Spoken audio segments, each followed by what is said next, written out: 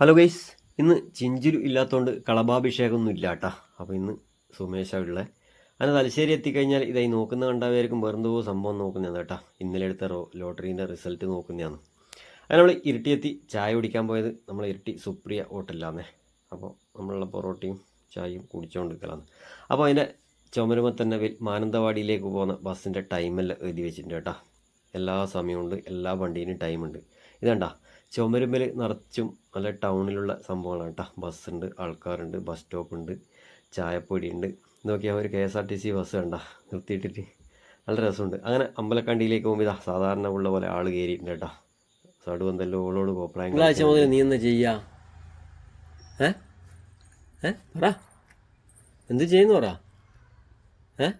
ഇപ്പം 2 മാസമായിട്ട് ഇടക്കിടക്കല്ല അല്ലേ, ഒരാഴ്ചക്ക് ഒരു 3 പ്രാവശ്യം 4 പ്രാവശ്യം ഇവിടെ വരും. പിന്നെ പാപ്പിച്ചേട്ടായിൻ്റെ കടയിൽ വെള്ളമുണ്ടെന്നാലും ചായ കുടിക്കാനും. അപ്പോൾ ഇനി അടുത്ത ആഴ്ച മുതൽ നീ എന്നാ ചെയ്യാ? സ്കൂളിൽ പോകും. അന്നേരം എന്നാ ചെയ്യാ? നീ മിസ് ചെയ്യല്ലേ, ഇങ്ങോട്ട് വരണ്ടേ? അന്നേരം എന്നാ ചെയ്യാൻ പറ. ഞായറാഴ്ച വരും. ഞായറാഴ്ച വരും അല്ലേ? എന്നാ ചെയ്യാ പറ. ഞായറാഴ്ച സ്കൂൾ ഉണ്ടാവില്ല, അന്ന് വരും പറ. അപ്പൊ നീ ഈ സമയത്ത് എനിക്ക് ഉണ്ടാകുന്നുണ്ടേ. എന്നാ ചെയ്യാ അന്നേരം? വെള്ളുണ്ടാകുന്നുണ്ടേ ഈ സമയമാകുമ്പോൾ 12 മണിയാകുമ്പോൾ എനിക്ക് വെള്ളുണ്ടാകുന്നാണോ? നീ എന്നാ ചെയ്യാൻ നേരം പറ. വേമ്പറ, ചിരിക്കല വേമ്പറ. എന്നാ ചെയ്യാ? സ്നാക്സ് തിന്നണോ?